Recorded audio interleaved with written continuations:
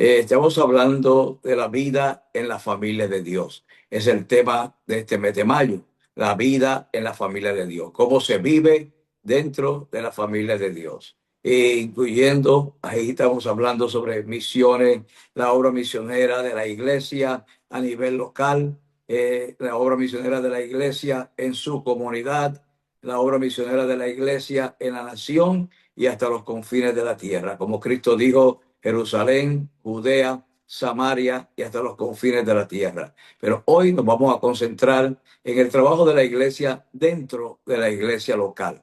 Importante, es una obra misionera muy importante. Es la primera obra misionera de la iglesia. En el libro de los Hechos, capítulo 2, versos 44-46, en la versión Reina Valera contemporánea, leemos: y todos los que habían creído se mantenían unidos y lo compartían todo. Note allí, todos los que habían creído, número uno, se mantenían unidos. Y esto es importante.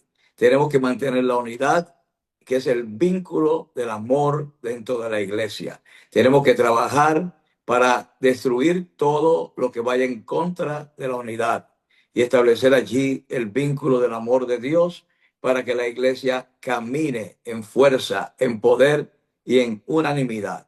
Se mantenían unidos y lo compartían todo.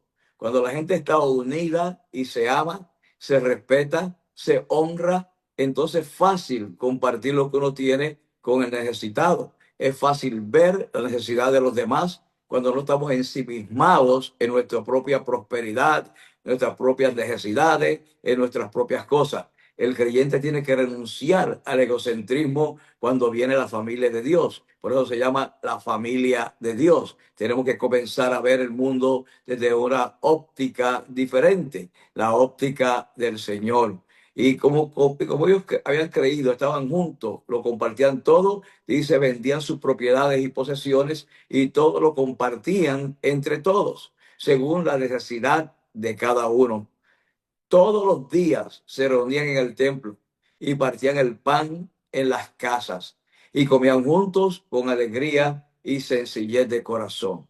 Lo que quiere decir que había comunión plena entre todos los hermanos en la iglesia. Tenían amigos, tenían amistades, familias se amistaban con familia y compartían, comían, compartían sus cosas, sus necesidades. Eso todo el mundo atendía la necesidad de otro. Todo el mundo estaba pendiente a la necesidad de sus hermanos, de modo que no había necesitado, dice allí, dentro de la congregación. Esto es muy importante.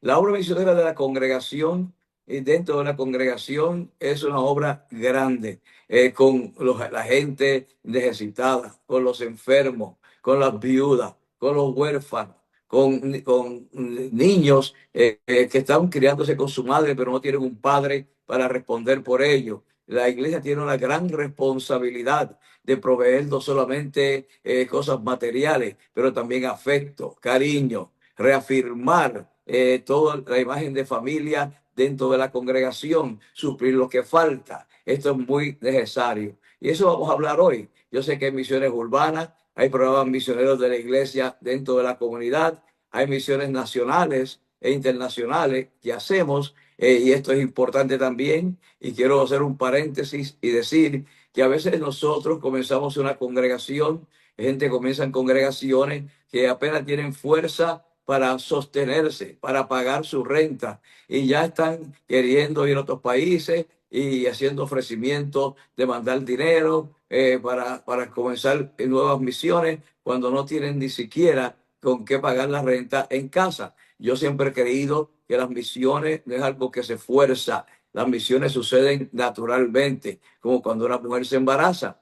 No va a dar a luz por más que se esfuerce en el primer mes, ni el segundo, ni el tercero, y ni en el cuarto, hasta que llegue su tiempo, el tiempo de su alumbramiento. Entonces dará a luz de una manera natural. Las misiones no es como hacerle una cesárea a alguien, no. Es que llegó su tiempo y es hora de un parto natural. Llega el momento en que la iglesia tiene fuerza para ir fuera de las cuatro paredes y hacer la obra en otras naciones, en otros países. Pero esos momentos llegan cuando la iglesia tiene la capacidad para hacerlo. Esto es importante. La visión siempre tenemos que tenerla. El deseo siempre tenemos que tenerlo. Y tenemos que hablar de esto. Esa es nuestra meta, para que el Señor nos lleve a poder ser bendición a otros. Pero primero tenemos que atender la casa y las necesidades de la casa, y luego atender lo demás. Y Dios se encargará de suplir lo que falta conforme a sus riquezas en gloria.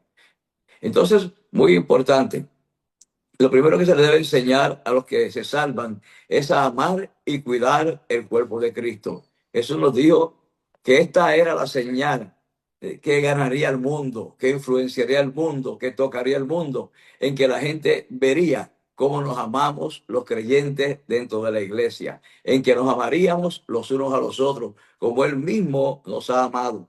Y esto es importante que lo entendamos. El amor de Dios está en nosotros. El Señor quiere que nosotros aprendamos a amarnos como Él nos ha amado, para que el mundo vea el amor de Dios en la iglesia. ¿Qué es lo que necesita el mundo? Necesita amor, necesita gente sincera, necesita amistades sinceras, necesita personas que realmente amen a los demás, que el mundo pueda ver que la iglesia es diferente, que en la iglesia nos preocupamos los unos por los otros, oramos los unos por los otros. No solamente oramos y declaramos palabras, pero también actuamos en favor de aquel hermano en necesidad. Esto es importante. Si alguien muere de la familia, nos preocupamos por ir todos allá a su velorio, por ayudar en lo que podamos ayudar, acompañar en lo que podamos acompañar.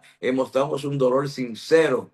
Mostramos que realmente estamos sintiendo lo que el hermano siente, no una indiferencia fría. Dios quiere que seamos nosotros gente que realmente amemos a los demás. Si se enferma alguien, es importante que la iglesia se ponga en oración, que se comunique y que la gente, si es posible, vaya a visitarlo, y después voy a decir cómo visitarlo, porque a veces hacemos visitas que lejos de sumar, restan al enfermo. Es importante visitarlo, pero con la actitud correcta.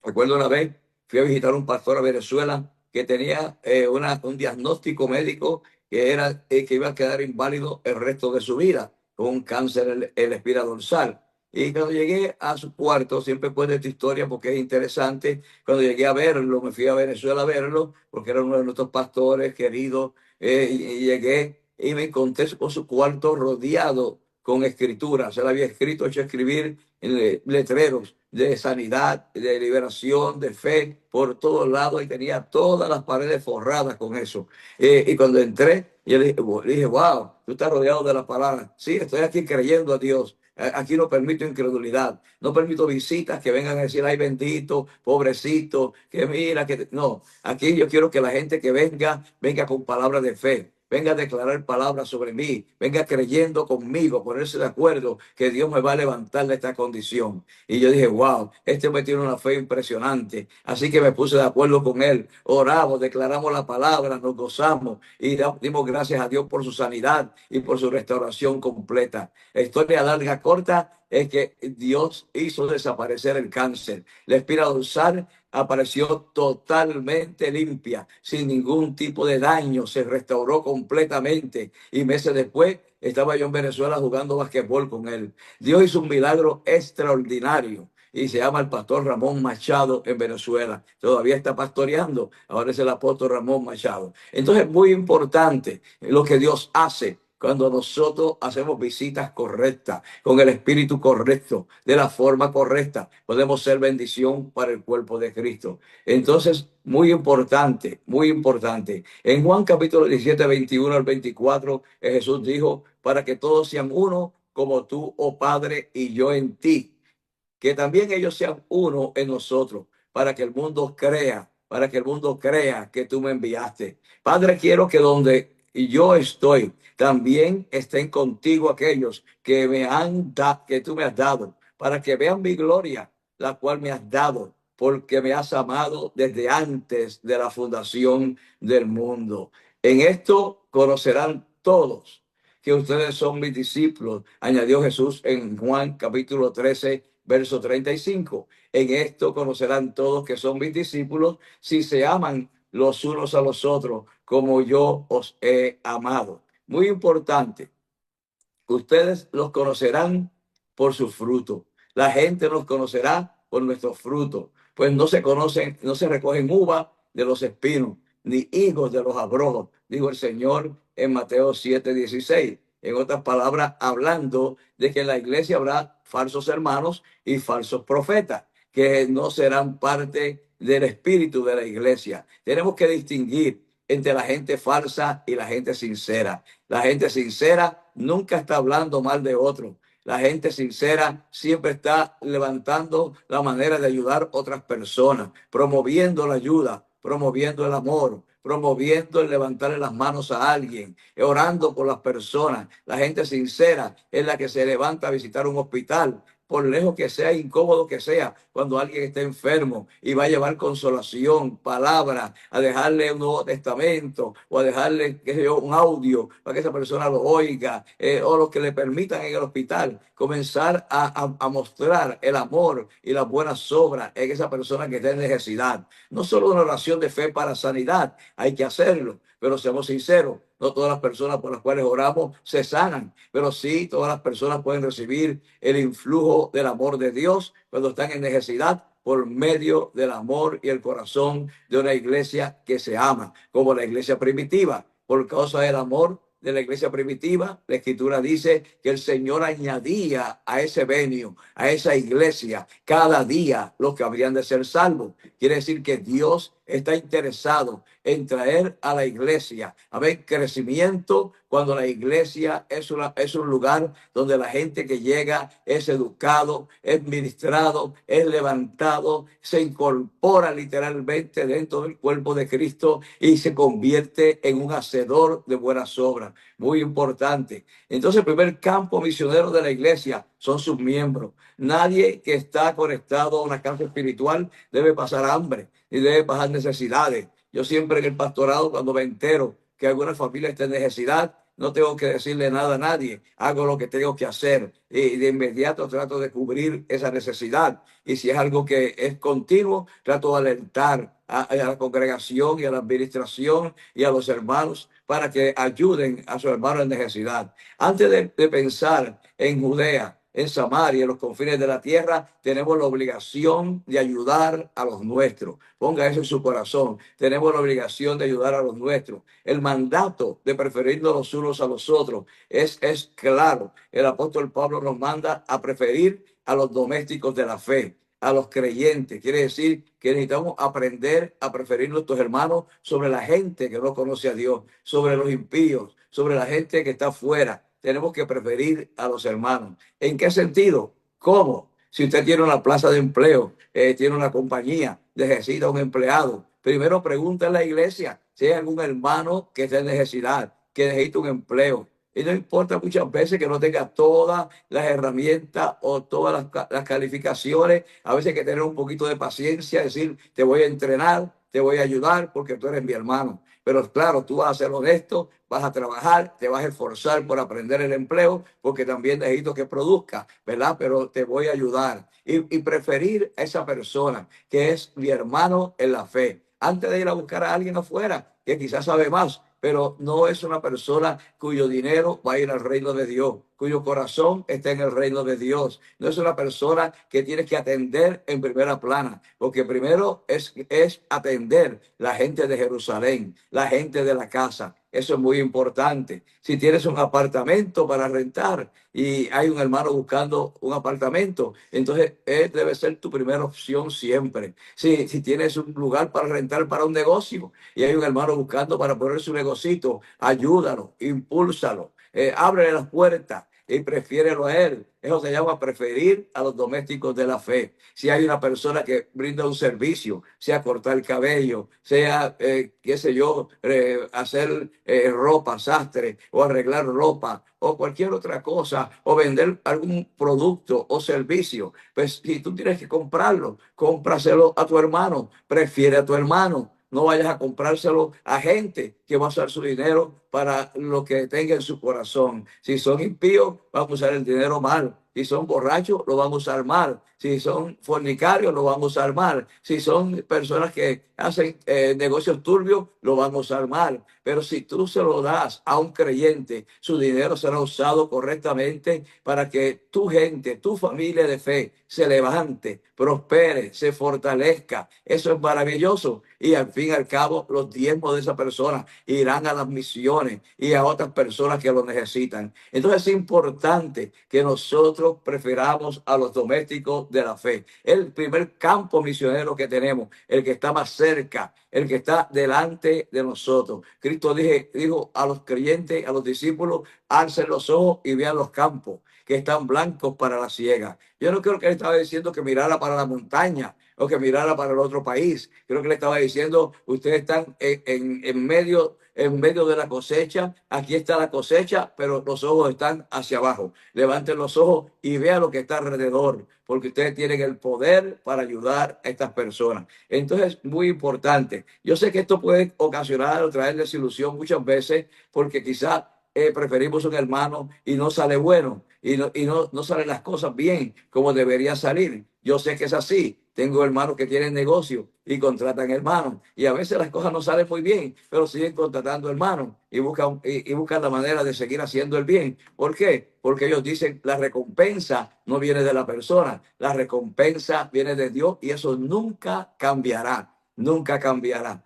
Hay que practicar el amor y las buenas obras con los hermanos. Esto es muy importante. Necesitamos practicar el amor y las buenas obras. Visitar al enfermo es una tarea de la iglesia. Yo recuerdo cuando era niño, mi mamá y un grupo de personas más, por lo general mujeres, algunos hombres, iban a la casa de los enfermos, le limpiaban la casa, le cocinaban a las personas, los alimentaban. Si tenían familia, le cocinaban para la familia, le dejaban allá en su mercadito, iban con cositas para comer y las dejaban en la casa, surtían su despensa, oraban por esa persona, vivían pendientes de esa persona hasta que esa persona se recuperaba, se levantaba y volvía otra vez a la vida normal. Qué maravillosa experiencia era esa, ver esas mujeres y algunos hombres entrar en las casas con esa determinación. Nadie le faltaba nada en esa congregación. Yo recuerdo que todo el mundo estaba cuidado, atendido y no había necesidad que los hermanos no supieran en la vida de otro o en la casa de otro, porque eran una familia cercana. Y esto realmente hacía esta iglesia una iglesia fuerte e indestructible. Es importante. A veces vamos a ver los enfermos para beberle el café, comerle la comida, en vez de sumar, para restarle. Cuando usted vaya a ver un enfermo, lleve algo, lleve la fruta, lleve los jugos, lleve cosas que ayuden a esa persona a sus necesidades, sea bendición para ellos. Es importante que nuestras visitas no solo sea una oración religiosa. Uno hizo una poderosa oración por la hermana Petra. Mire, se estremeció aquello, como la hermana comenzó a recibir bendición y te fuiste y quedó la nevera vacía y quedaron las cosas en necesidad. No, tú tienes que ser bendición donde quiera que llegue, no solamente espiritual, también física, porque la gente no come espíritu, come alimento, tiene necesidades físicas, tenemos que suplirlas. Es muy importante esto. Jesús habla y aquellos que saquean la casa de la viuda con pretexto a hacer largas oraciones. Dice en Marcos capítulo 12, verso 40, en Reina Valera contemporánea, además se apoderan de los bienes de las viudas y luego fingen haciendo largas oraciones, pero peor será su condenación. Dice Cristo hablando de los fariseos religiosos que visitaban, pero era para buscar, no era para llevar. Esto es importante. La iglesia debe atender sus viudas. Y con esto voy a terminar. Este es un área importante. La iglesia debe atender sus viudas, las que en verdad lo sean. Dice Primera de Timoteo capítulo 5, el apóstol Pablo, las que en verdad lo sean. Y usted dice, bueno, si es viuda, lo es. ¿Cómo que las que en verdad lo sean? ¿Acaso hay una viuda que no es viuda? Bueno, Pablo explica aquí, en todo el capítulo lo dedica a eso. Mire, dice, no reprendas al anciano, sino exhórtalo como a un padre, comienza diciendo. Importante, respetar y honrar a los ancianos de la iglesia. La vida de la iglesia debe ser una vida de honra. Ancianos de cana y ancianos también en posición. Gente que es líder en la iglesia, hay que honrarlo. No lo reprendas. Si está haciendo algo mal, solamente exhórtalo como a un padre, con amor. A los más jóvenes como hermanos, exhórtalos como hermanos. a las ancianas como si fueran madres, a las jovencitas con toda pureza, como hermanas. Honra a las viudas, que en verdad son viudas. Pero si alguna viuda tiene hijos o tiene nietos, y estos deben aprender primero a ser piadosos para con su propia familia y a recompensar a sus padres, porque ante Dios esto es bueno y es agradable. Mire lo que dice aquí el apóstol Pablo, importante, las viudas, si tienen familia, y especialmente esas familias creyentes, deben aprender primero ellos a atender a su viuda, atender a su madre, atender a su abuela, no grabar la iglesia. Es importante que ellos sean y tengan conciencia de la necesidad que ella tiene y cómo la iglesia debe funcionar y ellos deben funcionar en relación a esa persona. La viuda que en verdad es viuda, que se ha quedado sola, espera en Dios de noche y de día y persevera en súplica, en acciones, pero la que se entrega a los placeres está muerta en vida. Manda también estas cosas para que sean irreprensibles, porque si alguno no provee para los suyos y especialmente para los de la casa, niega la fe y es peor que un incrédulo, es peor que un infiel. Es una palabra poderosa y fuerte. Debemos proveer primero para la gente de nuestra casa. Debemos atender nuestras necesidades. Quiere decir que aquí no está hablando de gente vaga, de viudas que están en la casa sin hacer nada y tienen fuerza y pueden trabajar y están ahí esperando que le den. No, está hablando de gente que trabaja, de gente laboriosa y de gente que ya llega a un punto que no lo puede hacer y necesita la ayuda de otro. Eso está hablando aquí el apóstol Pablo. En la lista deben figurar de las viudas, dice el apóstol Pablo. En la lista de las viudas, la iglesia debe tener una lista de las que realmente son viudas. En la lista de las viudas debe figurar solo las viudas mayores de 60 años, que hayan tenido un solo marido, que cuenten con un testimonio de buenas obras, como de haber criado hijos, practicado la hospitalidad. Mire qué importante esto. Personas que han hospedado personas, que le han servido, que han dedicado la vida al Señor, que han practicado la hospitalidad, que han lavado los pies de los santos, que han socorrido a los afligidos, a la gente necesitada, que han practicado toda buena obra, pero no admitan viudas más jóvenes, porque luego se rebelan contra Cristo y llevadas por sus deseos quieren casarse con los que incurren en condenación por quebrantar su primera fe. Ahora, Pablo, ¿estás en contra de que las viudas se casen, jóvenes? No, él no está en contra. Usted va a ver más adelante, él habla sobre eso. Además, aprenden a ser ociosas y a andar de casa en casa, y no solamente se vuelven ociosas, sino también chismosas y entrometidas y hablan lo que no deben. Personas que no tienen trabajo, no tienen nada que hacer y en vez de dedicarse a orar y a visitar enfermos, ¿qué es lo que hacen? Averiguar la vida de otros para chismear. Dios quiere que eso no suceda dentro de la iglesia local. Recuerde que la gente debe llegar allí y quedarse. Y la iglesia debe crecer porque hay un ambiente de amor, de compañerismo y de protección, de carácter dentro de la iglesia. Nadie debe hablar de nadie en la iglesia